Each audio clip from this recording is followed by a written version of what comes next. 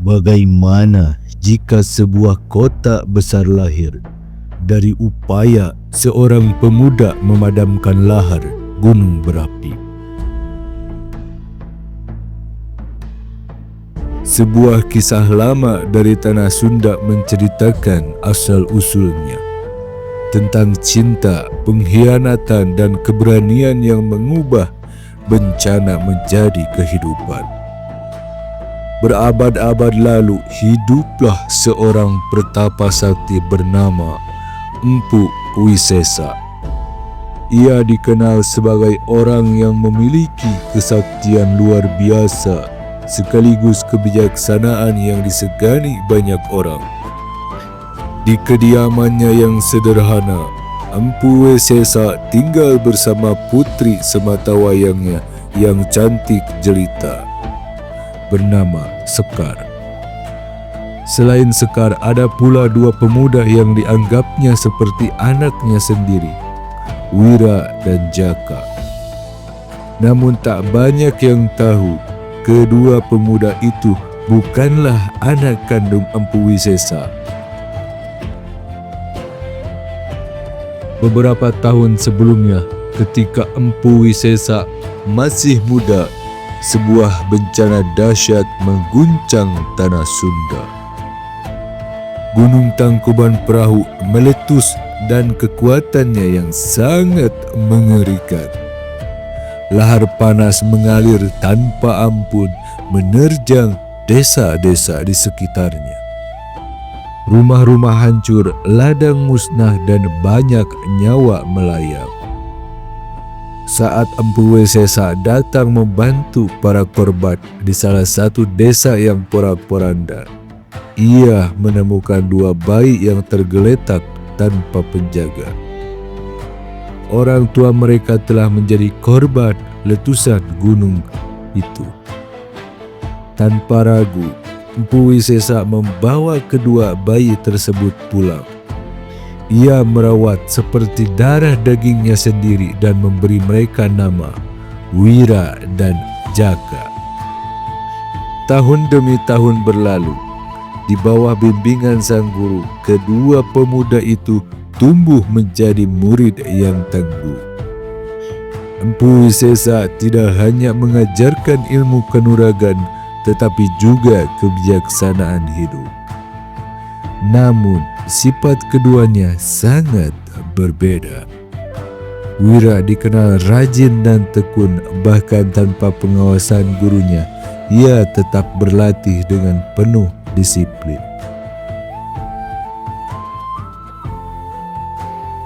Sebaliknya, Jaka sering bermalas-malasan saat gurunya tidak ada. Waktunya lebih banyak dihabiskan untuk mencoba menarik perhatian Sekar. Setiap hari Jaka berusaha mendekati gadis itu dengan berbagai cara. Namun, bagi Sekar, sikap Jaka terasa mengganggu. Ia hanya menganggapnya sebagai kakak yang jahil. Berbeda ketika Wira datang membantu pekerjaannya. Senyum Sekar selalu merekah saat Wira berada di dekatnya. Perasaan yang sama ternyata juga tumbuh di hati Wira. Hingga suatu malam, Jaka datang menemui gurunya. Dengan suara ragu, ia berkata, ia ingin melamar Sekar. Empu Wisesa yang mendengar permintaan itu pun menyetujuinya. Menurutnya, Sekar memang sudah dewasa dan siap berumah tangga. Namun ketika kabar itu disampaikan kepada Sekar, jawaban yang keluar justru di luar dugaan. Sekar menolak. Ia mengaku hanya mencintai Wira. Empu Wisesa pun diliputi kegundahan. Ia sudah menerima lamaran Jaka, tetapi putrinya menolak dengan tegas. Sampai suatu hari, saat berjalan-jalan di kejauhan, pandangan tertuju pada lahar gunung Tangkuban Perahu yang masih menyala. Lahar itu masih mengancam daerah sekitarnya. Di saat itulah sebuah gagasan muncul di benaknya. Keesokan harinya, Empu Wisesa memanggil kedua muridnya. Ia mengetahui bahwa mereka sama-sama mencintai Sekar. Maka sang guru mengumumkan sebuah sayembara. Siapa yang mampu memadamkan lahar Gunung Tangkuban Perahu, dialah yang berhak menikahi Sekar. Syarat yang tampak mustahil, Jaka segera merasa putus asa. Menurutnya tidak ada manusia yang mampu memadamkan lahar gunung berapi. Ia berpamitan untuk mengembara mencari cara, namun pada akhirnya ia menyerah dan melupakan sayembara itu. Sementara itu Wira memilih jalan yang berbeda. Ia berpikir keras mencari solusi. Api hanya bisa dipadamkan oleh air. Selama setahun penuh, ia menjelajahi daerah sekitar untuk menemukan sumber air yang cukup besar. Hingga suatu hari ia melihat sungai Citarum mengalir deras dari kejauhan. Namun masalahnya, lahar gunung berada di cekungan yang lebih rendah. Bagaimana memindahkan air sungai itu? Saat menyusuri tepi sungai, Wira melihat sesuatu yang menginspirasi. Seekor berang-berang sedang membuat bendungan dari ranting-ranting pohon. Dari situlah lahir sebuah ide besar. Wira memutuskan membendung sungai Citarum.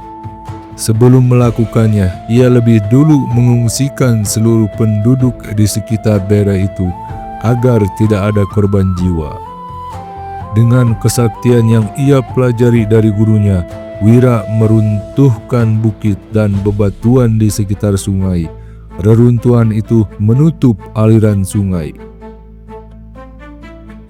Air sungai Citarum pun meluap dan mengalir ke cekungan tempat lahar gunung.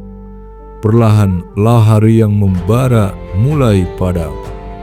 Cekungan itu berubah menjadi sebuah danau yang luas. Danau tersebut kemudian dikenal sebagai Danau Bendung, karena terbentuk dari sungai yang dibendung.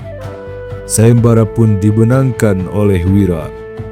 Sesuai janjinya, Empu Wisesa menikahkan Wira dengan Sekar dalam sebuah perayaan besar yang dihadiri seluruh penduduk. Namun kisahnya belum berakhir. Bertahun-tahun kemudian, air Danau Bendung perlahan surut hingga akhirnya mengering. Tanah bekas danau itu ternyata sangat subur. Wira dan Sekar pindah ke sana dan mulai bercocok tanam. Hasil panen mereka berlimpah. Kabar tentang tanah yang subur itu pun menyebar. Banyak penduduk dan para pendatang datang untuk menetap. Permukiman baru mulai tumbuh. Dan dari bekas danau yang pernah memadamkan lahar itu, lahirlah sebuah wilayah yang kelak dikenal sebagai Kota Bandung.